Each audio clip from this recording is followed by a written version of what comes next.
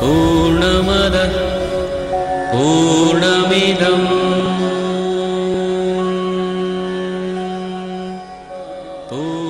नमस्कार, भक्ति संवादमा यहाँहरूलाई हार्दिक स्वागत छ। भक्ति संवादको यस प्रस्तुतिमा हामी आध्यात्मिक क्षेत्रका व्यक्तित्वहरूलाई उपस्थित गराएर उहाँहरूका महत्त्वपूर्ण विचारहरू प्रस्तुत गर्ने गर्दछौँ। आज बडो संयोग परेको छ, वृन्दावनवासी आध्यात्मिक व्यक्तित्व हामी बीचमा हुनुहुन्छ र उहाँका विचारहरू यहाँहरू सामु प्रस्तुत गर्ने क्रममा उहाँलाई हामीले स्टुडियोमा निमन्त्रणा गरिसकेका छौँ। राधा शरणजी महाराजका रूपबाट उहाँ चिनिनुहुन्छ र उहाँ वृन्दावनमा बस्दाको अनुभव र नेपाली धर्म, दर्शन, संस्कृतिलाई उहाँले कसरी निहाल्नु भएको छ, यिनै सेरोफेरोमा आजको कुराकानी अगाडि बढ्छ। गुरुजी, यहाँलाई हार्दिक स्वागत छ।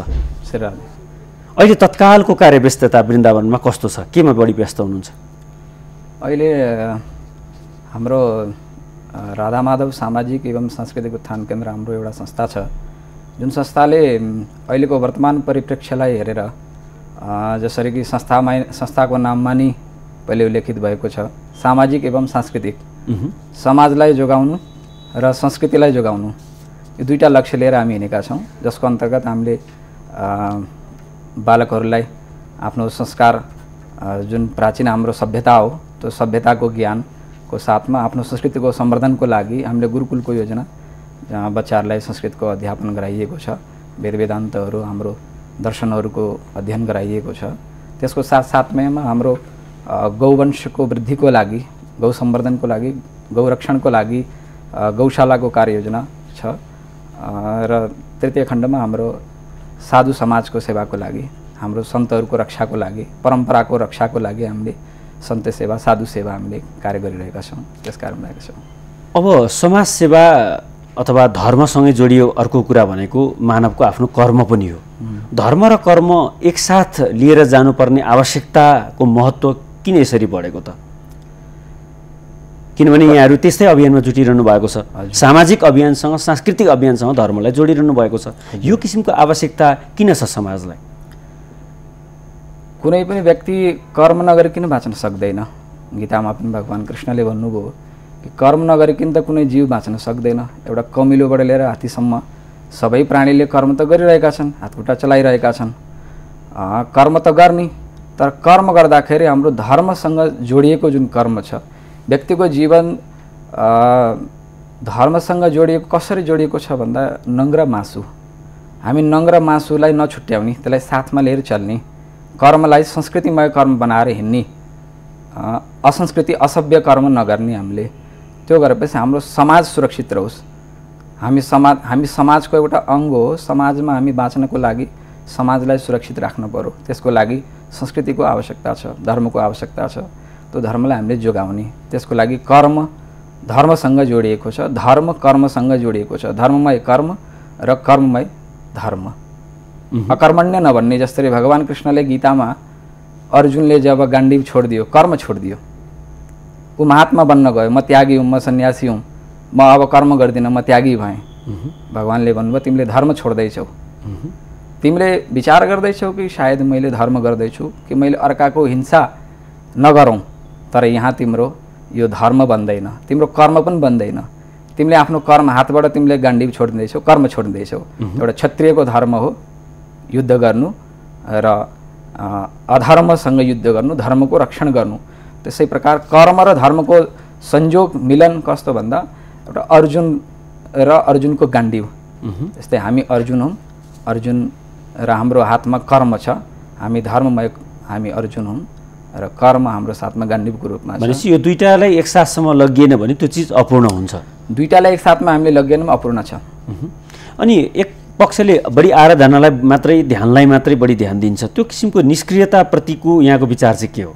किनभने त्यो पनि एउटा महानै धर्म हो भनेर ज्यादै त्यागै, ध्यानै, वैराग्यलाई मात्रै प्राथमिकता दिन्छ कि त आराधना, पूजापाठलाई मात्रै बढी प्राथमिकता दिन्छ? त्यो त हामीले देखिरहेका छौँ। ठुलै अभियन्ताहरू त्यस्तैमा मात्रै केन्द्रित हुनुहुन्छ। त्यसप्रति चाहिँ गुरुको दृष्टिकोण के छ?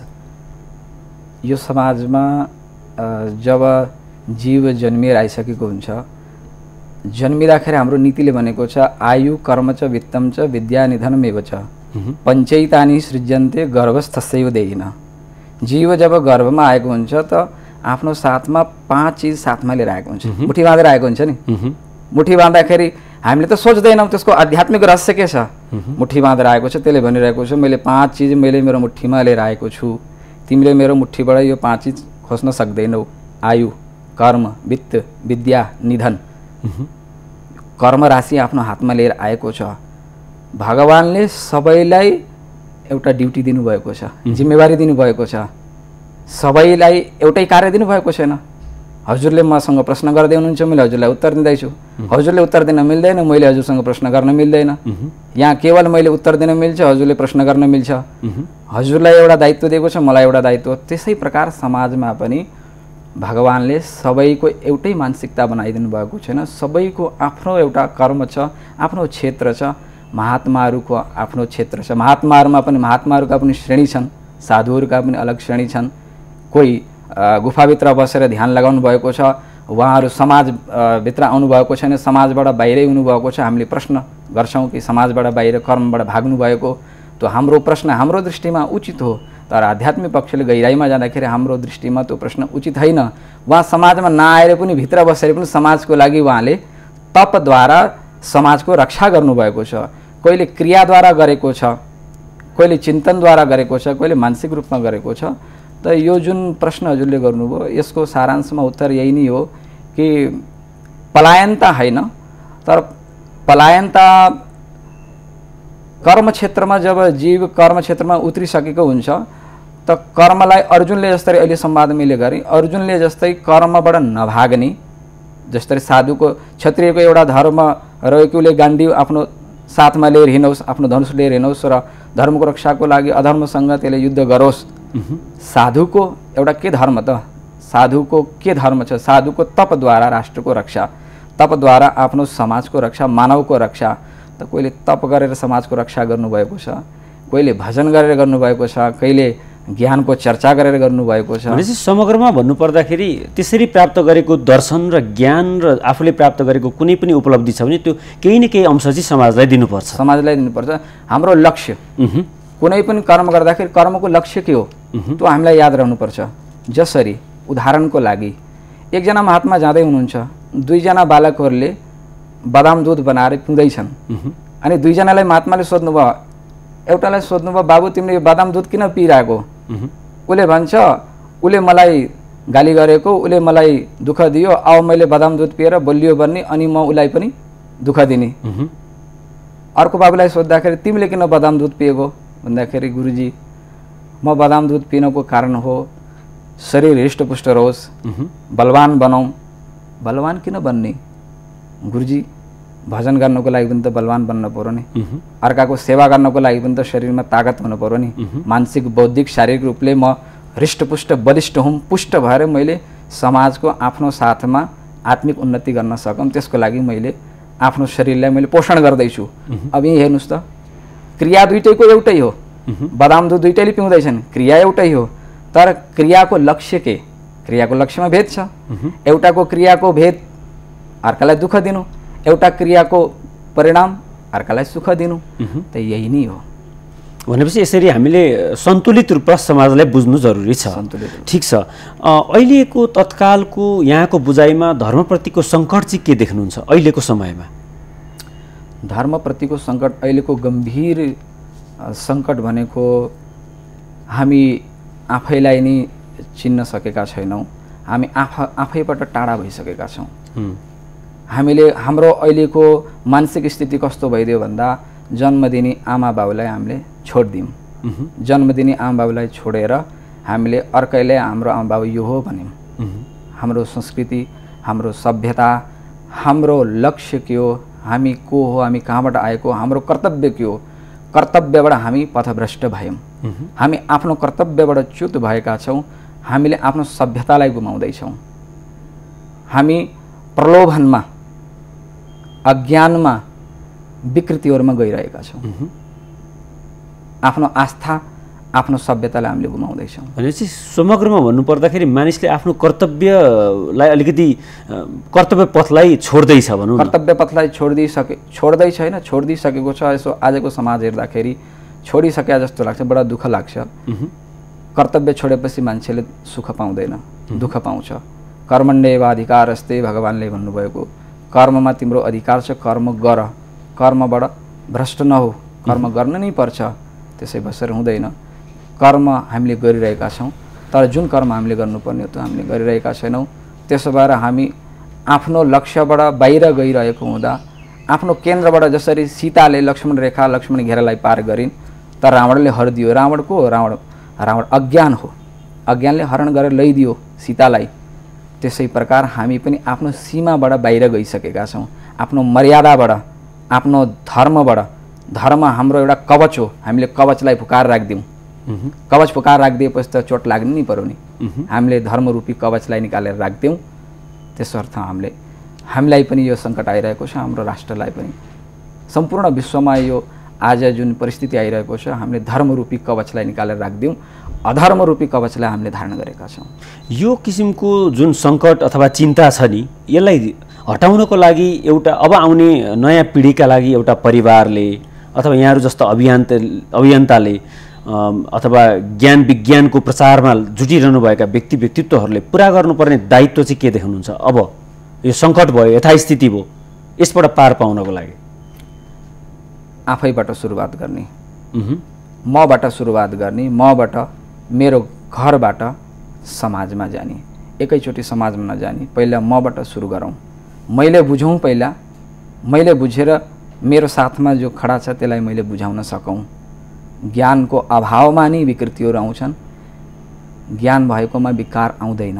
हामी अज्ञानमा डुबिरहेका छौँ, ज्ञानतर्फ, बौद्धव्यतर्फ हामी प्रयाण गर्नुपर्छ र म आफैबाट नै यो सुरुवात गरौँ र सबैलाई यही नै हामीले सन्देश दिउँ, सबैलाई हामीले तयार गरौँ कि म सुध्रौँ र मैले एकजनाले सुधार गरौँ, अर्काले अर्कालाई सुधार गरौँ।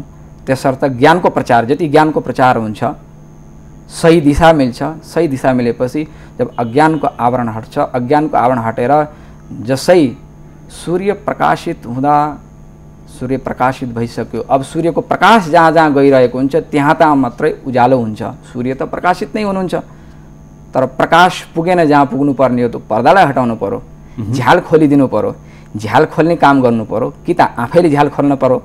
आफैले सकिँदैन भने कसैले आएर झ्याल खोलिदिनु पर्यो, अनि सूर्यको प्रकाशभित्र आउँछ। जब सूर्यको प्रकाशभित्र आउँछ, सूर्यको प्रकाशभित्र आइसकेपछि प्रकाश उज्यालो भइसक्यो। त्यसर्थ ज्ञानको अभाव छ। जुन आज हामीले ज्ञानको चर्चा गर्छौँ, जुन विषयलाई हामीले ज्ञान भनेका छौँ, वास्तवमा त्यो वास्तविक ज्ञान हामीले पाइरहेका छैनौँ। त्यो वास्तविक ज्ञानपट्टि हामी लाग्ने भनेपछि समग्रमा जसले जुन किसिमको दायित्व निर्वाह गरेको छ, एउटा परिवारमा बुबाले अथवा आमाले अथवा एउटा आफ्नै छोरो स्वयंले, छोरो हुनुको जुन एउटा जिम्मेवारी छ लगायतका यी सबै किसिमको जिम्मेवारीप्रति सबैले आफ्नो आफ्नो ठाउँमा इमान्दारिता देखाउनु पर्यो। स्वे स्वे कर्मण्य निरत भगवानले भन्नुभयो, जब जीव आफ्नो आफ्नो कर्ममा इमान्दारीपूर्वक लागि खटेको हुन्छ तब समाजमा विकृति हुँदैन, शान्ति हुन्छ। आफैमा शान्ति हुन्छ, घर परिवारमा शान्ति हुन्छ, समाजमा शान्ति हुन्छ। जब मैले आफ्नो मर्यादा तोडिदिन्छु तब अशान्ति हुन्छ। जसको जे धर्म हो, जसको जे कर्म हो, त्यो धर्म त्यो कर्मको इमान्दारीपूर्वक हामीले घरबाटै नै त्यो प्रारम्भ गरौँ, पालन गरौँ। त्यहाँबाट सिमानाबाट बाहिर नजाउँ, त घरमा शान्ति आउँछ। घरमा शान्ति आएपछि समाजमा शान्ति आउँछ। अब पहिले हामी एउटा वैदिक परम्पराबाट हुर्किएका व्यक्ति, अहिले पनि त्यो किसिमको पन छ। यहाँहरू एउटा साधनामा लागिरहनु भएको छ होइन। अहिले कतिपय परिवारमा एउटा सामान्य संस्कार पनि लगभग देखिँदैन। यो किसिमको समयमा आएर यहाँले आफ्नो एउटा साधनारत जीवनबाट प्राप्त गरेको ज्ञानको निखारको आधारमा भन्नुपर्दाखेरि एउटा कुनै पनि वैदिक परम्पराभित्र हुर्किएको जन्मिएको परिवारले नियमित रूपमा गर्नुपर्ने आफ्ना त्यहाँ संस्कारजन्य क्रियाकलापहरू चाहिँ के हुन सक्छन् जुन अहिले सङ्कटमा परेको छ? परिवारप्रति सचेत गराउने हिसाबले के भन्नुहुन्छ गुरुजी? भागवतमा यसको विस्तारमा चर्चा गरिएको छ। हाम्रो श्रीमद् भागवत सबै शास्त्रमा गरिएको छ, तर भागवतमा सप्तम स्कन्धमा गृहस्थ धर्म सम्बन्धित युधिष्ठिरजीले नारदजीसँग प्रश्न गर्दाखेरि नारदजीले यसको उत्तर दिनुभएको छ। गृहस्थको प्रथम कर्तव्य हो अभ्यागत अतिथिको सत्कार, अभ्यागत अतिथिलाई भगवान मान्नु। घर परिवारमा अयोध्या हामीले राम भगवान श्रीरामको प्रसङ्ग पढिन्छ नि, श्री रामचरित्रको प्रसङ्ग पढिन्छ, अयोध्याकाण्ड भनिन्छ। घर एउटा अयोध्या जस्तो होस्, जहाँ युद्ध नहोस्। युद्ध केलाई भन्ने, के युद्ध बाण तलवार लिएर नै युद्ध भनिन्छ? विचारहरूको युद्ध नहोस्, द्वन्द्व नहोस्, विचारहरूको द्वन्द्व नहोस्, विचार एक होस्, एक मत होस्, एक विचार होस् र अभ्यागत आगन्तुकहरूको हाम्रो सेवा धर्म जुन हो। अब हाम्रो जुन गृहस्थको प्रथम धर्म हो सेवा धर्म। घरमा एउटा श्रीमतीको धर्म हुन्छ पतिको सेवा गर्नु, पतिको धर्म हुन्छ श्रीमतीको जुन एउटा जिम्मेवारी लिएको छ आजीवन उसलाई सुख शान्ति प्रदान गर्नु। भाइ बहिनीहरूको कर्तव्य के हो? आफूभन्दा ठुलाप्रतिको हाम्रो कर्तव्य के हो? ठुलाहरूको सानाप्रतिको कर्तव्य के हो? त्यो हामीले पालन गर्ने। घरमा यति मात्रै हामीले पालन गरिदिए कि घर आफ्नो परिवारलाई हामीले सुरक्षित राख्न सकौँ, आफ्नो परिवारलाई हामीले साथमा लिएर चल्न सकौँ, आगन्तुकलाई हामीले स्वागत गर्न सकौँ र कुनै पनि जीवलाई हिंसा नगरौँ। दया सर्वभूतेषु सन्तुष्ट्या येन केन वा सर्वेन्द्रियोपशान्त्या च तुष्यत्याशु जनार्दन। दया भाव होस्, प्रत्येक प्राणी मात्रमा दया भाव होस्। प्राणी मात्रमा सबै आए, केवल मनुष्यमा मात्रै होइन। मनुष्यलाई त माया गर्ने, जीव जन्तुलाई हिंसा गर्ने यो धर्म हुँदैन, यो मनुष्यको कर्तव्य हुँदैन। फेरि कर्तव्यबाट च्युत भएको छ त्यो। घरमा जसरी हाम्रो पञ्चबलीको विधान छ, जसरी कागलाई दिने, कमिलाहरूलाई दिने, जीवहरूलाई हामीले दिने, चुलामा हामीले अन्न जसरी हाम्रो जुन पाकशालामा भोजन बनाइन्छ त्यहाँ पनि हामीले चढाउने गरिएको छ, अभ्यागत अतिथिहरूलाई दिने गरिएको छ, आफ्ना पितरहरूलाई सम्झिने गरिएको छ, देवताहरूलाई सम्झिने गरिएको छ। यी आदि कर्महरू हामी गर्ने, तर त्योभन्दा पूर्व हाम्रो प्रथम धर्म, घरबाट हाम्रो प्रथम धर्म हुन्छ दया। तर अहिले सन्दर्भवश बलिको कुरा ल्याउनु भयो, जुन तरिकाको एउटा वैदिक परम्परा संस्कृतिबाट बलिको वास्तविकता हो नि, त्यसलाई गलत अर्थ लगाएको देखिन्छ नि, त्यस्तो लाग्दैन गुरु? बलिको वास्तविकता चाहिँ के हो? खास बलि भनेको समर्पण हो। बलि एउटा समर्पण हो। बलिको हेर्नुहोस्, हाम्रो संस्कृत जगतमा एउटा अमरकोश भन्ने हाम्रो ग्रन्थ छ, जहाँ एक शब्दको अनेक अर्थ हुन्छन् हैन। एक शब्दको अनेक अर्थ हुन्छन्। नपढेको अज्ञान व्यक्तिले एउटै अर्थ बुझ्छ, तर त्यो पढेको विद्वान मान्छेले मात्रै त्यसको अर्थ बुझाउन सक्छ। त्यसर्थ भनेको ज्ञान विद्वानसँग लिनु, स्वयं ज्ञानी नबन्नु। स्वयं ज्ञानी भन्दाखेरि अनर्थ हुन्छ। बलि एउटा समर्पण हो, भगवानप्रति समर्पण हो। आफ्नो भित्रको जति पनि विकारहरू छन् ती विकारहरूलाई, जुन पञ्चविकारहरू छन्, काम क्रोध लोभ मद मात्सर्य आदि पञ्चविकारहरू छन्, यी पञ्चविकारलाई एक गरेर अहिले हात जोड्ने गरिन्छ नि, हात जोडेर शिर झुकाइन्छ, समर्पण भाव। बलि गरियो, बलिराजा भनियो नि, बलिराजाको प्रसङ्ग सुन्नुभयो। बलिराजा बलि तब कब भए? बलिको यश कब भयो? जब बलिले शिर झुकाए कि मेरो शिरमा हजुरले आफ्नो पाउ राखिदिनुहोस्, मेरो अहङ्कारलाई चूर्ण गरिदिनुहोस्। तब बलिराजा महान भएर आज उनको इतिहास गाइएको छ। बलिको अर्थ हो समर्पण, झुक्नु। भगवानप्रति मात्रै झुक्ने होइन, भगवानप्रति त कोही पनि झुक्न सक्छ। प्रत्येक जीव, प्रत्येक प्राणी प्रति यदि हामी झुक्न सकियो, विनम्र बन्न सकियो। चैतन्य महाप्रभुले के भन्नुभएको छ? तृणादपि सुनिचेन तरोरिव सहिष्णुना अमानिनो मानदेयो कीर्तनीयो सदाहरि। तर यो यस्तो महान बलिको एउटा परम्परालाई किन मान्छेले हिंसा र हत्यामा लगेर तुलना गर्छ त? अज्ञानको कारण। त्यो समाजलाई के भन्ने त? अब हामीले समाजलाई त हेर्नुहोस्, सबैको आफ्नो आफ्नो विचार हुन्छ। जसरी पक्षीको उडान हुन्छ, पक्षीको आफ्नो आफ्नो गतिको उडान हुन्छ। कौवा कहाँसम्म उड्न सक्छ, गिद्ध कहाँसम्म उड्न सक्छ। त्यसै प्रकार प्राणीहरूको पनि जहाँसम्म ज्ञान छ, जहाँसम्म बुद्धि विवेक त्यो शक्ति छ, विवेक शक्ति छ, त्यहाँसम्म मात्रै जीवले बुझ्न सक्छ। त्यहाँबाट अगाडि बढ्नको लागि उसले बुझ्ने प्रयास गर्नु पर्यो। हामी प्रत्येक समाजमा प्रत्येक प्राणीहरूको यो कर्तव्य र बुझ्नुपर्ने चिज हो। हामीलाई कसैले दुःख दिँदाखेरि, कसैले यसो गाली गरिदिएमा कति कष्ट हुन्छ। गाली गर्नै परेन, हिँड्दा हिँड्दै जो यसो आँखा बाङ्गे गरिदिएर यसो देखिदियो, अम्लो देखाइदियो, हामीलाई कति कष्ट हुन्छ। त हिंसा प्रवृत्ति जुन रूपमा हामीले हिंसा लिएका छौँ, त्यो रूपमा हामी जाँदाखेरि कति कष्ट होला। आत्मनः प्रतिकूलानि परेशान समाचरेत। महाभारतमा भनिएको छ, आत्मनः प्रतिकूलानि परेशान समाचरेत। आफूलाई कुनै चिज प्रिय छ भने पक्कै पनि सामनेवालालाई प्रिय छ भनेर बुझ्नु। आफूलाई अप्रिय छ, मलाई कसैले करेलो खान दियो भने मैले मिठो भन्छु, मैले तितो भन्छु। उसलाई पनि मैले करेलो दियो भने पक्कै तितो भन्छ, गुलियो भन्दैन, किनकि करेलाको धर्म हो तितो नि। मलाई कसैले यदि मिठो चिज खाना दियो भने, मलाई सुन्तला दियो भने मैले सुन्तला तितो भयो त भन्दैन, मिठो छ।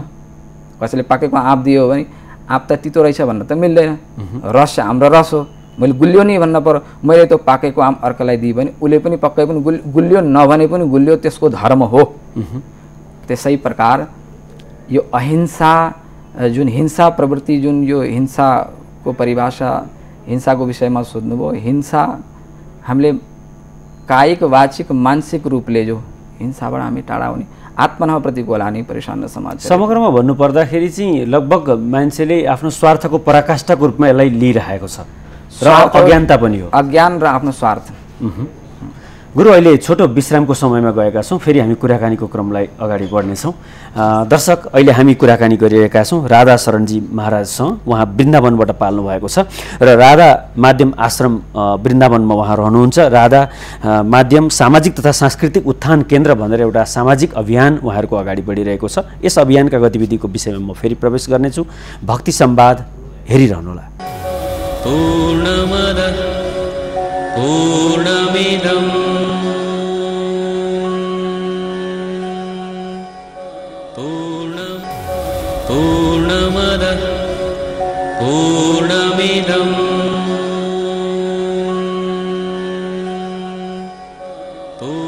व्यावसायिक विश्राम पछाडि फेरि पनि यहाँलाई हार्दिक स्वागत छ भक्ति संवादमा। भक्ति दर्शन टेलिभिजनको यस प्रस्तुति भक्ति संवादमा हामी विभिन्न धार्मिक आध्यात्मिक क्षेत्रसँग सम्बन्धित व्यक्तित्वहरूसँग प्रत्यक्ष रूपमा कुराकानी गर्छौँ, उहाँहरूका विचारहरू यहाँहरू सामु प्रस्तुत गर्दछौँ। यसै सन्दर्भमा आज हामीसँग हुनुहुन्छ राधा शरणजी महाराज। उहाँ वृन्दावन राधा माध्यम आश्रमबाट पाल्नु भएको छ र उहाँसँगका कुराकानीलाई म अगाडि बढाउँछु। गुरुजी, फेरि यहाँलाई हार्दिक स्वागत छ प्रस्तुतिमा। स्याङ्जाको जन्म सामान्य बाल्यकाल नेपाल, त्यस पछाडि लगभग वृन्दावन प्रस्थान गरेर लगभग 15 वर्ष त्यहाँ बिताउनु भयो। के कुराको आकर्षणले वृन्दावनमा जाउँ लाग्यो? वृन्दावनको आकर्षण त खास गर्ने हो भने मेरो आकर्षण होइन, त्यो भगवानकै आकर्षण हो। बाल्यावस्थामा जब म सानै थिएँ त पिताजीले एकचोटि मलाई वृन्दावन लैजानु भएको थियो अनि दर्शन गराउनु भएको थियो, त्यो मलाई स्मरण छ। त्यसपछि वृन्दावनमा कहिल्यै गइनँ। भगवत प्रेरणाले, यो ठाकुरजीको प्रेरणाले नै मलाई चाहिँ नि ठाकुरजीले नै बोलाए जस्तो वृन्दावन गमन भयो। त्यसपछि वृन्दावन गइसकेपछि वहाँ स्पर्श गरिसकेपछि त्यहाँको जुन भक्तिमय वातावरण छ, त्यो भक्तिमय वातावरणले मलाई आकर्षित गरिदियो। कहिलेकाहीँ अब अलिकति भौतिक जीवनहरू आफ्ना परिवारका सदस्यहरूले त्यो जीवनलाई साथसाथ लगेर आध्यात्मिक कुरालाई पनि लिएर गइरहँदा पूर्ण रूपले यसरी आध्यात्मिक कुरामा समर्पित भएँ भन्ने कुराले कतै विचलित त बनाउँदैन? विचलित त समाजले विचलित बनाउन खोजिरहेको हुन्छ। विचलित हुनु र नहुनु हजुरको मनमाथि निर्भर गर्छ। मन एव मनुष्याणाम कारणम बन्ध मोक्ष हो। हजुरको मन कतिको बलियो छ, विचलित गराउने प्रयास हुन्छ, विचलित भएको छैन। खास मान्छेको मन चाहिँ कस्तो हुन्छ र के कुराले मान्छेको मन विभिन्न मोडमा बदलिन्छ? अलिकति मनको विश्लेषण गरिदिन्न, किनभने हामीले बुझेको मन र तपाईँले बुझेको मन त फरक होला नि, आध्यात्मिक क्षेत्रमा साधना गरिरहनु भएको व्यक्ति। मनको स्वभाव हो चञ्चलता। त्यसबाट भनेको छ नि, अष्टाङ्ग योगको वर्णन गरिएको छ शास्त्रहरूमा, प्राणायामको वर्णन गरिएको छ। प्राणायाम, प्राणलाई नियन्त्रण गर्नु। प्राणलाई नियन्त्रण गरेपछि के हुन्छ? प्राणले मनलाई नियन्त्रण गर्छ। हाम्रो आफ्नो प्राणमाथि नियन्त्रण छैन। प्राणमाथि नियन्त्रण नभएपछि हाम्रो मनमाथि नियन्त्रण हुँदैन। मनमाथि नियन्त्रण गर्नु आवश्यक छ। मनको स्वाभाविक स्वभाव हो चञ्चलता, बाँदर जस्तो। मनलाई बाँदरको संज्ञा दिएको छ, जसरी एक डालबाट अर्को डालमा फुङ्गाल्नु, थिर हुँदैन। यो मन पनि कहिल्यै थिर हुँदैन, यसलाई थिर बनाउनु पर्छ। जसरी बाँदर नचाउनेवाला जुन मदारी भनिन्छ हामीले उता, मदारीले बाँदरलाई छोपेर हिँडेको हुन्छ। अब बाँदरलाई नचाउँछ, नाच भने नाच्छ, बस भने बस्छ, उठ भने उठ्छ। त्यही बाँदर मान्छे देखे मान्छेलाई ख्याउ पार्छ। त्यही मान्छेले त्यही बाँदरलाई नचाउन सक्यो, जो पाइले त सक्दैन। जसरी एउटा मदारीले बाँदरलाई नचाउन जानो, त्यसै प्रकार हामीले पनि यो बाँदर जस्तो मनलाई नचाउनु जान्नु पर्यो। अहिलेसम्म हामी मनको नियन्त्रणमा छौँ, मनले नचाइरहेको छ, नचाउँछ। मनको नियन्त्रणमा हुनुभयो भने मनले नचाइरहन्छ, कहिले शान्ति दिँदैन। हामीले त्यो मदारी जस्तो बनेर बाँदरलाई नचाउन जान्नु पर्यो, मनलाई नचाउन जान्नु पर्यो। यो मनलाई नियन्त्रण गर्नको लागि साधुहरूको सङ्ग गर्ने, सत्सङ्गको सङ्ग गर्ने। सत्सङ्गको आश्रय लिएपछि सत्सङ्गले मनलाई नियन्त्रण गर्नमा धेरै मद्दत गर्छ। मनलाई नियन्त्रण गर्ने एउटै सरल उपाय हो, एउटै औषधि हो सत्सङ्ग। गुरुजीले सत्सङ्गलाई महत्त्व दिनुभयो। अब कतिपयले मनलाई नियन्त्रण गर्न योग र साधना गरी विभिन्न किसिमको ध्यान गरिरहेका हुन्छन् होइन, कोही भक्तिभावमा लागिरहेका हुन्छन्। अब कोही गुरुले भने जस्तो सत्सङ्गलाई प्राथमिकता दिन्छन्। अब कोही त्यही मनलाई नियन्त्रण गर्न अनेक किसिमको वैराग्यता लिएर हिँडिरहेका हुन्छन्। गुरुको आफ्नो अनुभवले चाहिँ के बिताउँछ? सबभन्दा मनलाई नियन्त्रण गर्ने विश्वासिलो सूत्र के हुन्छ? एउटा सत्सङ्ग त होला, सँगसँगै अरू केही हुन्छ कि दरिलो स्रोत भनेको त्यही सत्सङ्ग मात्रै हो?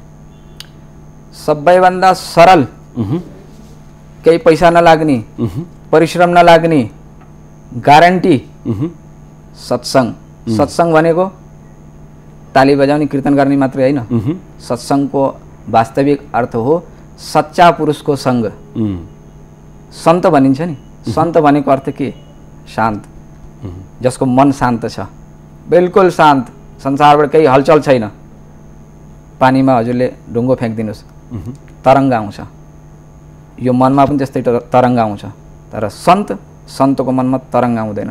तरङ्ग नआउने त्यस्ता सच्चा जुन सन्त छन्, साधु पुरुष छ, सच्चा साधु पुरुषको सङ्ग गर्नु नै हजुरले योग गर्नु पनि परेन, क्रिया गर्नु पनि परेन, तपस्या गर्नु पनि परेन। सबैभन्दा सजिलो, सटिक, केही पनि त्यसमा कुनै प्रकारको पनि हजुरको परिश्रम नलाग्ने सत्सङ्ग। अरू पनि छन् मार्गहरू। आहार विहार र भोजनको चाहिँ कतिको खेल रहन्छ यो मनलाई विचलित बनाउन र आहारको त जीवनमा प्रत्येक बाटोमा, प्रत्येक क्रियामा, प्रत्येक गन्तव्यमा एउटा मुख्य पृष्ठभूमिका रहन्छ। र हाम्रा आचार्यहरूले पनि जीवको कल्याणको लागि, जीवलाई शान्त पार्नको लागि प्रथमतः आहार सूत्र नै दिनुभएको छ। आहार शुद्धौ सत्त्वशुद्धि, सत्त्वशुद्धौ ध्रुवा स्मृति भनेको छ, हाम्रो आचार्यहरूले ग्रन्थमा लेखिदिनु भयो। आहारमा पनि निर्भर गर्छ, प्रथमतः आहारमा नै निर्भर गर्छ कि हाम्रो आहारमा नियन्त्रण हुन पर्यो। भोजन कस्तो छ? जैसा खाओगे अन्न वैसा बनेगा मन, जैसा पियोगे पानी वैसी बनेगी वाणी। चटपटा खानुभयो भने मन पनि चटपटा हुन्छ। भनेपछि आहार विहार र भोजन पनि मनलाई नियन्त्रण गर्ने अथवा मनलाई बसमा राख्ने एउटा विषयवस्तु बन्न सक्छ। भोजन यदि हामीले गर्न सकिन्छ, किनकि आजको परिप्रेक्ष्यमा हेर्दाखेरि भोजनमाथि नियन्त्रण छैन। भोजनमाथि नियन्त्रण गर्न खोजे जस्तो पनि मैले कसैलाई देख्दिनँ। किनकि स्वादु भइयो, साधु भनिन्छ नि, एउटा साधु भनिन्छ, एउटा स्वादु। आजको चराचर जगतमा सब स्वादु बनिसकेका छन्। यो स्वादलाई कन्ट्रोल गर्ने, यो जिब्रालाई कन्ट्रोल गर्न बडा मुस्किल छ। त्यो परिप्रेक्ष्यमा मैले भनेको सच्चा सन्तको सङ्ग गर्नु, सत्सङ्गको सङ्ग गर्नु। त्यसको अभावमा यदि कोही प्रयास गरिराख्नु भएको छ भने प्रयास गर्नेवालालाई आहारमाथि नियन्त्रण गर्नु, सरल सात्विक भोजन गर्नु। गीतामा पनि भगवानले उपदेश गर्नुभयो, सत्वम सुखे सञ्जयति रजक कर्मणि भारत ज्ञानमा वृत्तित्वमा प्रमादे सञ्जयत्युत। सात्विक भोजन गर्नाले सुखम सञ्जयति, त्यसलाई सुख खोज्नै जानु परेन। फिल्म देख्न गएको छ, केसिनोमा गएको छ, उता गएको छ, यता गएको छ, रङ्ग रमाइलो गरेको छ, फेरि पनि सुख शान्ति छैन। सत्वम सुखे सञ्जयति।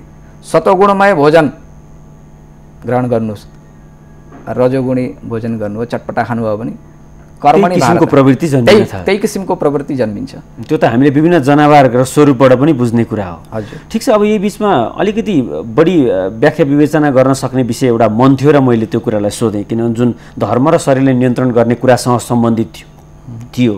अर्को आध्यात्मसँग जोडिएको कुरा माया अथवा प्रेम पनि छ, जुन झट्ट बुझ्दा युवा पिँढीले अलि बढी रतिलाई बढी सोचेर माया प्रेमलाई बुझ्छ। अब एउटा आमाले एउटा सन्तानप्रति देखाउने प्रेम फेरि वात्सल्यताको प्रेमको रूपमा त्यहाँ झल्किन्छ। एउटा आध्यात्मिक प्रेम कस्तो हुनुपर्छ गुरु? प्रेमको परिभाषामा हाम्रो नारद भक्ति सूत्रमा नारदजीले भन्नुभएको छ, अनिर्वचनीय प्रेम स्वरूपम। प्रेमको विषयमा पहिलो कुरो त वचन वर्णन गर्न सकिँदैन। मुका स्वादनवत, जसरी लाटोलाई गुण खुवाइदिनु। को प्रेमको अर्थ हो समर्पण। तत्सुखे सुखित्वम प्रेम लक्षणम। प्रेमको वास्तविक अर्थ हो अर्कालाई सुख दिनु, आफूले सुख लिनु होइन। आजको परिप्रेक्ष्यमा प्रेमको अर्थ हो इन्द्रिय तृप्ति, जसलाई भनिन्छ इन्द्रियजन्य सुख। यो प्रेम होइन, यो वासना हो। वासनाको काम के हुन्छ? संगात संजायते काम, कामत क्रोधो विजायते, क्रोधात् भवति समोहः, समोहात् स्मृति विभ्रम, स्मृति भ्रंशात् बुद्धिनाशो, बुद्धिनाशात् प्रणश्यति। भनेपछि प्रेमको नकारात्मक परिणाम भनेको चाहिँ वासना हो। प्रेम भनिदैन यसलाई। यसलाई भनिदैन। मैले यो अर्थमा प्रेम मान्दिनँ। हाम्रो शास्त्रले जुन प्रेमको परिभाषा दिएको छ, समर्पण हो, अर्कालाई सुख दिनु। भने मान्छेले चाहिँ त्यो रूपले बुझिरहेका छन्। मान्छेले जुन रूपले बुझिरहेको छ यो प्रेम होइन, यो वासना हो। किनकि सुख चाहेको छ नि। पतिले पत्नीसँग सुख चाहेको छ। अहिले पत्नीले पतिको अनुकूल पत्नी भएन भने के माया गर्छ? पत्नीलाई रोग लाग्यो भने के पतिको नजिकै जान्छ? एक दिन होला, 2 दिन होला, 3 दिन होला, त्यसपछि ऊ पनि आजित पर्छ। प्रेम हो? वासना हो। पत्नीसँग या पत्नीलाई पतिसँग या एउटा प्रेमिकालाई आफ्नो प्रेमीसँग जुन एउटा कामना छ, इन्द्रियजन्य सुख, यो इन्द्रियजन्य सुख मात्रै हो। इन्द्रियजन्य सुख केवल त्वचाको सुख मात्रै होइन, त्यसमा अन्य आकाङ्क्षाहरू पनि छन्। यो प्रेम होइन, यो वासना हो। सांसारिक वासना यो आसक्ति हो। प्रेम हो वास्तविक प्रेम केवल भगवानसँग हुन्छ। प्रेम केवल भगवानले गर्न सक्नुहुन्छ र जीवले पनि केवल भगवानसँगै प्रेम गर्न सक्छ। जीवसँग प्रेम गर्न सक्दैन, किनकि त्यहाँ त्यसको वासना आइसकेको हुन्छ। यदि प्रेमको परिचय त्यसले दिन सक्छ भने सेवा, समर्पण, यदि कसैको प्रति समर्पित छ, आकाङ्क्षा राख्दैन, अर्कालाई सुख दिनको लागि उसले क्रिया व्यवहार गरेको छ भने त्यसलाई प्रेमको स्वरूप हामीले मान्न सकिन्छ। भनेपछि तुरन्त प्रतिफलको आशा गर्ने चाहिँ प्रेम होइन। तुरन्त प्रतिफलको आशा प्रेम होइन, यो वासना हो, यो आसक्ति हो, जसले जीवको विवेक भ्रष्ट गरिदिन्छ। विवेक भ्रष्ट भएपछि बुद्धिनाशात् प्रणश्यति, उसको विनाश हुन्छ। एउटा मान्छेले आफ्नो मानवीय प्रवृत्ति झल्काउनु भित्रको उसको खास धर्म चाहिँ के ठान्नुहुन्छ त? सामाजिक जीवनशैलीलाई लिएर सबै आध्यात्मिक अभियानमा त जुट्न सक्दैनन्। एउटा सामाजिक मानवले उसले यति चाहिँ नगरी नहुने भन्ने कुरो उसको धर्म चाहिँ के हुन सक्ला? मानवको सबैभन्दा पहिलो धर्म त मानव बनाओस्, त्यो मानवता जगाओस्। मानवता हौँ हामी, मनुष्य भनिन्छ, मनुका सन्तान हौँ। तर के म भित्र मानवता जागेको छ? मानवता छ कि दानवता छ? मानवतालाई जगाऊँ। आफैलाई सबैभन्दा पहिला चिनौँ, म को हुँ, मेरो कर्तव्य के हो। एउटा जीवको कर्तव्य, एउटा परिवारबाट लिएर समाजप्रतिको जुन कर्तव्यहरू छन्, सानालाई माया गर्नु, ठुलालाई आदर गर्नु, बराबरीमा मैत्रता गर्नु, दुःख आइपर्दाखेरि सुख दिनु, सहयोगी बनिदिनु, कायिक वाचिक मानसिक रूपले कसैलाई कष्ट नदिने विचारसम्म नआओस्। अर्कालाई सुख दिने प्रयास गरौँ, सुख दिन सकिँदैन भने दुःख दिने प्रयास नगरौँ। तर मान्छे त फेरि अहिले यो आचार संहिताबाट बाहिरेर वैभव अथवा सम्पत्ति आर्जनमा बढी बिहानदेखि बेलुकासम्म लाग्छ नि त। आफूलाई त परै जाओस्, उसलाई म कहाँ उभिएको छु, संसारभित्र छु कि बाहिर छु भन्ने पनि पत्ता पाउँदैन। त्यस्ता मानवलाई चाहिँ के भन्ने त? यो विवेकको अभावमा हुन्छ। जब जीव वासनाको गर्तमा डुबिरहेको हुन्छ, लोभ बढिसकेको हुन्छ, लोभले के गर्छ? लोभले अगाडि पर्दा ल्याइदिन्छ। जसरी मोतियाबिन्द भनिन्छ नि, लोभ बढिसकेपछि, वासनामय जीवन भइसकेपछि, यो दानवीय जीवन हामी हेर्दाखेरि त हामी मानव छौँ, अन्यथा नलिनु होला यो शब्दको प्रयोग गर्दा, अथवा कसैले हामीले सकारात्मकलाई कुरा गरिरहेका छौँ। हाम्रो भित्र दानवीय प्रवृत्ति जब जाग्छ, भौतिकवादी जब हामी बनेका हुन्छौँ, बन्न खोजेका हुन्छौँ, त्यो अवस्थामा हाम्रो लक्ष्य केवल भौतिक दृष्टि हुन्छ, केवल भौतिक पदार्थप्रति हाम्रो आसक्ति हुन्छ र यही नै मेरो सुख हो, यही नै मेरो लक्ष्य हो, यही नै गन्तव्य हो, मै खाऊँ मै लाऊँ, यो एउटा सिद्धान्त बनिसकेको हुन्छ। र अगाडिको मेरो गन्तव्य के? हामी कस्तो विचार गरेका हुन्छौँ, जस्तै दानवले तपस्या गरेको हुन्छ, अनि ब्रह्माजी अथवा कुनै देवता प्रकट भएर वरदान माग भन्दाखेरि के भन्ने त दानवहरूले? सबभन्दा पहिला अजर अमर बनाइदेऊ, रोग नलगाओस्, अजर अमर हामी बनौँ, अजर अमर बनौँ। यही नै सिद्धान्त, दानवीय सिद्धान्त हाम्रो भित्र जब जागेको हुन्छ, तर हामीले केवल भौतिक पक्षलाई मात्रै प्रधानता दिएका हुन्छौँ। त्यो अवस्थामा हामी अशान्त भएका हुन्छौँ। अशान्त भएकालाई गीतामा भनेको छ अशान्तस्य कुतो सुखम। वैभव भएर पनि, सारा सम्पत्ति भएर पनि, समाज हाम्रो साथमा भएर पनि, परिवार घर परिवार साथमा भए पनि, परिवार बिच समाज बिचमा हामी छौँ, तर अशान्तस्य कुतो सुखम, सबै चिज भएर पनि हामी सुखी छैनौँ। यो दानवीय प्रवृत्ति हाम्रो भित्र जुन जागो, भौतिकवाद हामी जुन बनिरहेका छौँ यो भौतिकवादलाई कम गर्दै जाउँ, दानवीय प्रवृत्तिलाई दमन गर्दै जाउँ। हो आवश्यक जति छ, आवश्यक शरीरलाई जीवित राख्नको लागि शास्त्रले पनि निर्देश दिएको छ। आद्य वयसनादितम द्वितीय नार्जिते धनम तृतीय न तपस्तप्तम चतुर्थे किम करिष्यति। आद्य अवस्थामा यदि विद्यार्जन गरिएन, द्वितीय अवस्थामा गएर धन कमाइएन, तृतीय अवस्थामा तपस्या गरिएन भने चतुर्थ अवस्थामा के गर्ने त? केही पनि हात लाग्दैन। हो जीवन चलाउनको लागि साधन पनि चाहियो, अर्थ पनि चाहियो, तर सबै कुरा त्यो पनि होइन। त्यो पनि होइन। अब जीवन किन चलाउने त? प्रश्न यो उठ्छ। जीवस्य तत्त्व जिज्ञासा, भागवतले भनेको जीवनको लक्ष्य हो तत्त्व जिज्ञासा। तत्त्व जिज्ञासाको लागि जीवन बचाउनु पर्यो। मेरो जुन गन्तव्य मार्गसम्म जाने मेरो जुन लक्ष्य हो त्यो पाउनको लागि मैले शरीरलाई त बचाउनु पर्यो नि। यही बिचमा सोध्नै पर्ने भयो कि गुरु, जस्तो त्यसरी वैभवको पछि लाग्ने, सम्पत्तिको पछि लाग्ने उद्योगपति ठुल्ठुला व्यक्तिहरूको के हुन्छ भने अथाह कमायो, धेरै कमायो, अनि भगवानको शरणमा लगेर ठुलो एउटा सुनको घन्टी चढायो भने चाहिँ अब सबै कुरा माफ हुन्छ भन्ने किसिमको संस्कारबाट हजारौँ मान्छे पछि लागेका छन्। तिनीहरूलाई चाहिँ के भन्ने त? त्यो सही कुरा गरिरहेका छन् कि अथवा होइन? त्यो किनभने आध्यात्मिक क्षेत्रको मान्छेले मात्रै त्यसको रहस्य बुझ्छ। भगवान् त आफै बोलेर आएर तैँले ठिक गरिस् भनेर तथास्तु भनेको त अहिलेसम्म इतिहास छैन। के भन्ने त्यसलाई? दुनियाँलाई छल्न मिल्छ है, मैले हजुरलाई ढाँट्न मिल्छ, छल्न मिल्छ, हजुरले मलाई छल्न मिल्छ। मैले त बुझ्दिनँ हजुरको मनको। म त देख्न, आँखाले जे देखिएको छ त्यही मात्र देख्न सक्छु। सहस्र शिरेखा पुरुष सहस्राक्ष सहस्रपात, वेद भगवान्ले भन्नुभएको छ। हजार आँखा छन्, हजार हात छन्। भगवान्लाई के थाहा छैन? सुनको घण्ट चराए पनि यसको मनको भाव के छ? भाव प्रधान हो, भाव प्रधान हो। यदि भाव राम्रो छ, चोरी गरेर ल्याएर पनि चढाइदियो अथवा कसैको दिन दुखीको सेवा गरिदियो भने, चोरी गरेर ल्याएर दिन दुखीको सेवा गरिदियो, उसलाई सुख दियो, उसको लक्ष्य थियो त्यो दिन दुखीलाई सुख शान्ति मिलोस्, भगवान्ले आशीर्वाद दिनुहुन्छ। त्यो किसिमको क्रियाकलापलाई चाहिँ के भन्नुहुन्छ गुरु? ल क्रिया मैले पहिले हजुरलाई गरिरहेको छ। अहिले पशुपतिमा कतिको भेटी चढिरहेको होला? मैले पहिले हजुरलाई भने कसैले अन्तर्मनबाट चढाएको होला 1 रुपियाँ, कसैले अब अर्को भावबाट जुन एक वैभवलाई शान्त बनाउनको लागि धेरै कमाए भनेर आत्मसन्तुष्टिका लागि विद्याते देव भनेको छ। यो मनलाई शान्ति दिनको लागि हामीले गरेको ठिकै हो, राम्रो। नगर्नुभन्दा राम्रो, गर्नु राम्रो। केही नगर्नुभन्दा सुनको घण्टा लगाएर चढाएर जुन भावले चढाए पनि त्यो सुनको घण्टा चढाउँदाखेरि मन्दिरको सेवामा, आश्रमको सेवामा अथवा जुन सामाजिक संस्थामा हामीले गरिरहेका छौँ सहयोग त पुग्यो। मेरो तर्फबाट मैले जुन भावले दिए पनि सहयोग पुग्यो, त्यहाँ त्यो सदुपयोग भयो, त्यसको फल त मिल्छ। तर कतिको वैज्ञानिक बन्यो त भन्ने कुरा आध्यात्मिक पृष्ठभूमिबाट मैले सोधेको। आध्यात्मिक पृष्ठभूमिमा त्यो पूर्ण रूपमा त्यसलाई हामीले मत दिँदैनौँ। आध्यात्मिक रूपमा त्यो पूर्ण रूपमा त्यो सात्विक भएन। राजस तामस यसका पनि, दानका पनि, सेवाका पनि तीनै कोटि हुन्छन्, सात्विक राजस तामस। जस्तो भावले हामीले गरेको छ त्यही भाव अनुरूप फल मिल्छ, नमिल्दैन। मिल्दैन भन्ने बित्तिकै भोलिबाट सबै हताश हुनुहुन्छ कि अब के फाइदा भएर नि गरेको, होइन? हताश हुनु भएन, गर्नु धेरै राम्रो, जसरी गरे पनि गर्नुहोस्। तर सँगै यो पनि गर्नु भन्ने चाहिँ के हुनसक्छ? लक्ष्य हाम्रो राम्रो लक्ष्य होस्। त्यसको साथमा जब हामीले त्यसरी गरेका छौँ भने किन न हामीले इमान्दारीपूर्वक, भगवान् कृष्णले गीतामा साफ भनिदिनु भएको छ, चोर भन्नुभएको छ भगवान्ले, होइन?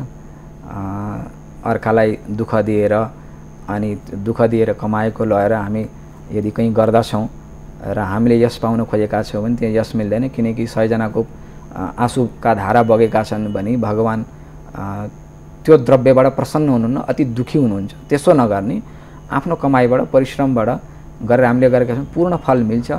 अन्यथा जुन पनि विधिले विधि कहीँ पनि विधि हुन्छन्, जुन विधिले हजुरले गरिरहनु भएको छ त्यो गरेकोमा गर्नुभएको छ भावको अनुरूप हजुरलाई फल मिल्छ। जुन भावले हजुरले गर्नुभयो त्यो भाव न दाताले देखेको, दातालाई थाहा छ मैले जुन भावले दिएको छु, प्रतिक्रिया जुन लिनेवाला हो उसलाई थाहा छैन। एउटा दिनेवालालाई थाहा छ मैले दिइराखेको छु, एउटा ईश्वरलाई थाहा छ कुन भावले दिएको छ। दिनेवाला त ईश्वर हो। मैले लगेर मन्दिरमा दिएँ, आश्रममा दिएँ, कुनै साधु महापुरुषको सेवा गरेँ, राम्रो, धेरै राम्रो। जसरी गरे पनि सेवा गरेँ मैले, सेवा पुग्यो। तर भित्र कुन दृष्टिले यसले ल्याएको, कुन विचारले ल्याएको, कसरी ल्याएको यसले, त्यो भगवान्ले देख्नुभएको छ। त्यसको फल कर्मण्डेव अधिकारस्ते मा फलेषु कदाचन, जुन भगवान्ले भन्नुभयो कर्म गरिस् तैँले, फल दिने अधिकार मेरो, तैँले नजाने। भनेपछि हाम्रो वैदिक परम्परा र संस्कारले यस्तो भन्दैन कि चढायो सबै पापहरू अब आज त्यही मितिबाट नष्ट हो भन्ने चाहिँ भन्दैन। चढाउँदै पाप। पहिलो कुरो त नाभुक्तम छियते कर्म कल्पकोटि शतैरपि, गरुड पुराणले भनेको हजुरले गरेको कर्मको फल अहिले होइन, एक जन्म होइन, करोडौँ कल्पमा पनि त्यो भोग गर्नु नै पर्छ। करोडौँ कल्पमा फेरि जन्मेर करोडौँ बार जन्मिएर फेरि त्यो फल भोग्नलाई म आउनु नै पर्छ, किनकि मैले नै बीज डालेको हुँ। मैले बीज डालेको फल आफैले नै खानुपर्छ, अर्कालाई दिन मिल्दैन। पुण्य दिन मिल्छ, पाप दिन मिल्दैन। पाप आफैले नै भोग्नुपर्छ, यो जान्नु नै पर्छ। यो भित्री मर्म जब हामी सत्सङ्ग गर्छौँ, जब आध्यात्मिक पक्षमा हामी गइरहेका हुन्छौँ, आफ्नो चेतनालाई जगाउने प्रयास गर्छौँ, हाम्रा धर्मग्रन्थहरू ऋषिमुनिहरूले बनाएका नीतिहरू छन्, उनीहरूको हामी जब अन्वेषण गर्छौँ, हामी जब चिन्तन गर्छौँ, तब हामीलाई थाहा हुन्छ। हामीले पढेका छैनौँ, सुनेका छैनौँ, हामीलाई थाहै नै छैन। थाहा नभएको हुँदाखेरि के हुन्छ? अब जसरी बिरालो आएको छ, परेवा बसेको छ, परेवाले आँखा चिम्म गरिदिन्छ, बिरालो त गयो। आँखा चिम्म गर्दैमा त बिरालो जाँदैन नि, बिरालो त खाइहाल्छ परेवालाई। त्यसो गर्न भएन, परेवाले चाहिँ आँखा चिम्म गर्नु भएन। कालो बिरालो, कालले त खान्छ। त्यसर्थ जुन कर्म हामीले गरियो त्यसको फल हामीले नै भोग्ने हो। त्यो याद राखेर त्यसका उदाहरणहरू त हाम्रो शास्त्रमा छन् नि। शास्त्रमा के हाम्रो सामने प्रत्यक्ष रूपमा घटनाहरू घटिरहेका हुन्छन्, त्यसलाई देखेर बुद्ध भगवानको हामीले चर्चा गरिन्छ। बुद्धलाई ज्ञान कसरी भयो? त्यही संसार देखेर त ज्ञान भयो नि, संसारले नै ज्ञान दियो। आफूले आफ्नो कर्तव्यलाई विचलित गरेर खालि समर्पण, स्वार्थपूर्ण समर्पणले मात्रै त्यो चिज प्राप्त हुँदैन। हामीले दान गर्दा पनि अर्थपूर्ण दानको बढी खोजी गर्नु जरुरी छ। ठिक छ, अब गुरु हामीसँग ज्यादै समय कम भएको हुनाले अब धेरै विचार लिने त इच्छा हुन्छ, समय ज्यादै कम छ। अब नेपालसँगको सक्रियता चाहिँ के रहन्छ गुरुको आगामी दिनहरूमा? अब वृन्दावनसम्म 15 वर्ष बसेर आध्यात्मिक साधनामा लागिरहनु भएको छ होइन, त्यहाँ संस्थागत विकासमा त लागिरहनु भएको छ। हामीलाई कहिलेकाहीँ चिन्ता पनि के हुनुहुन्छ भने बढी सकारात्मक विचार भएका व्यक्तिहरू अलिक बढी वृन्दावन र बनारसमा मात्रै बसिदिनु भयो भने देशले अलिकति त्यो किसिमको जनशक्ति गुमाउँछ भन्ने चिन्ता पनि हुन्छ। गुरुको सक्रियता नेपालमा अब के रहन्छ एकदम छोटकरीमा? हाम्रो सक्रियता अब नेपालको लागि नै हो।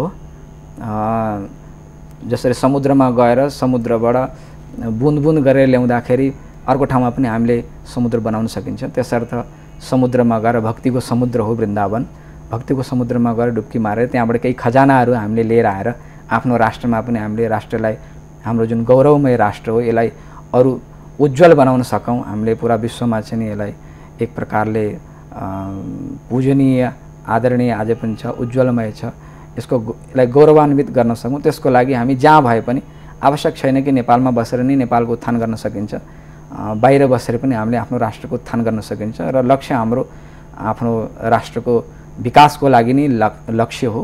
र हामीले त्यहाँबाट जुन बिरुवा उम्र्याएका छौँ, यो बिरुवालाई यहाँ ल्याएर हामीले फुल बगैँचा बनाउने हाम्रो योजना हो। अब बाँकी अगाडिको भगवानले कतिको कृपा गर्नुहुन्छ, यो त विचार मनुष्यको हुन्छ, विचारलाई फलीभूत गर्ने भगवान हुनुहुन्छ। हामी कर्म गर्दैछौँ, कर्म फल अब भगवानले कसरी दिनुहुन्छ?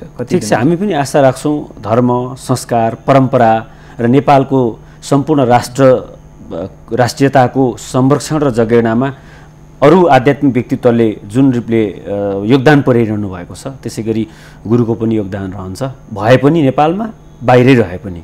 हस्, धेरै धेरै धन्यवाद गुरु, आइदिनु भयो, आफ्नो विचार व्यक्त गरिदिनु भयो। राधे। हस्, उहाँ हुनुहुन्थ्यो राधा शरणजी महाराज र उहाँ वृन्दावन राधा माध्यम आश्रममा हुनुहुन्छ र उहाँले विशेष गरी सामाजिक तथा सांस्कृतिक उत्थान केन्द्रको रूपमा त्यस अभियानलाई अगाडि बढिरहनु भएको छ र सामाजिक विकास र आध्यात्मिक विकास सँगसँगै लानुपर्छ भन्ने उहाँहरूको सन्देश पनि छ। पक्कै पनि उहाँसँगको विचारले यहाँलाई धर्म, मन, प्रवृत्ति बुझ्नलाई सजिलो बनायो होला भन्दै आजको यो कार्यक्रमलाई ध्यानपूर्वक हेरिदिनु भएकोमा सम्पूर्ण दर्शकलाई हार्दिक धन्यवाद दिँदै म कार्यक्रम सञ्चालक शिरोमणि दबाडी पनि भक्ति संवादबाट बिदा माग्छु। नमस्ते। पूर्णमिदम्